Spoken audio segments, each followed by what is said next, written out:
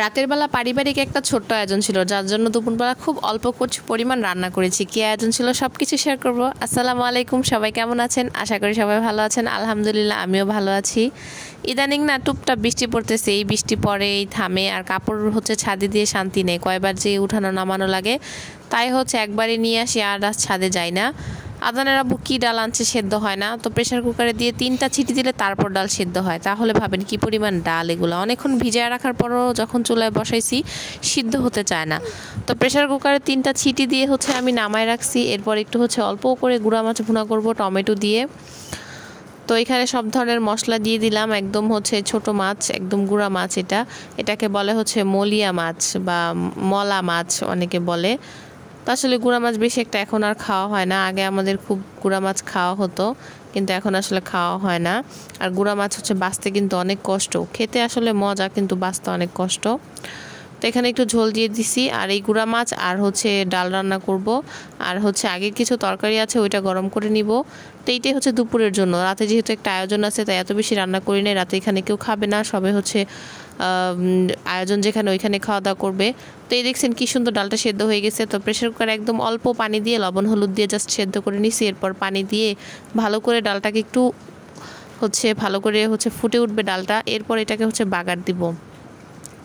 আমি ডালটা আসলে যেভাবে বাগার দিই আমার কাছে খেতে খুবই ভালো লাগে, একটু অন্যরকম লাগে। কারণ আমি ডালের মধ্যে একটু পেঁয়াজ, একটু রসুন, পেঁয়াজটা একটু বেশি পরিমাণে দিলে ভালো লাগে। তবে যখন পেঁয়াজ থাকে আমি দিই, যখন থাকে না তখন একটু কিপটামি করি।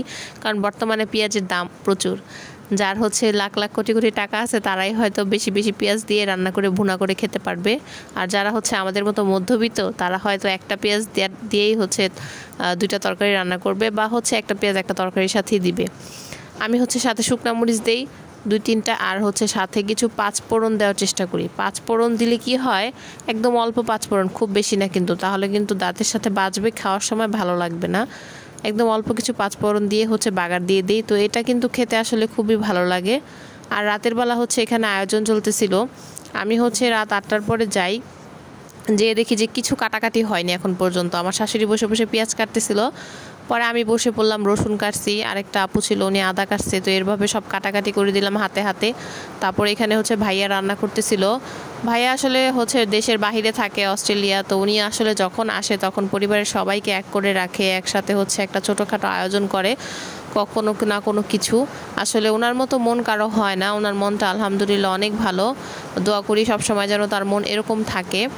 এই যে এত এত বড় একটা আয়োজন, পরিবারের এতগুলো মানুষের সে কিন্তু করছে, আর সবাই মিলে তার কাছে সাহায্য করতেছিল। তো রান্না অলরেডি শেষ, তবে রান্না শেষ হইতে হইতে রাত 11:30টার মতো বেজে গেছে। এই টাইমে এখন আমরা ছাদে চলে গেছি সবাই মিলে। এটা কাচ্চি রান্না করছে গরুর মাংস দিয়ে।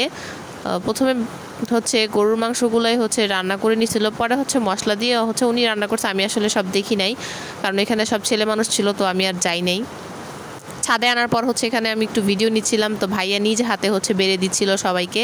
এটা বাচ্চাদেরকে দিচ্ছিল অল্প অল্প করে, কারণ বাচ্চারা যদি নষ্ট করে ফেলে এর জন্য। আমার আদনানকে দিছে, কিন্তু কি বলবো, আমার আদনান তো খাই নাই, ওর খাবারটা আমিই খাইছি, পরে আর এক্সট্রা নেই নাই।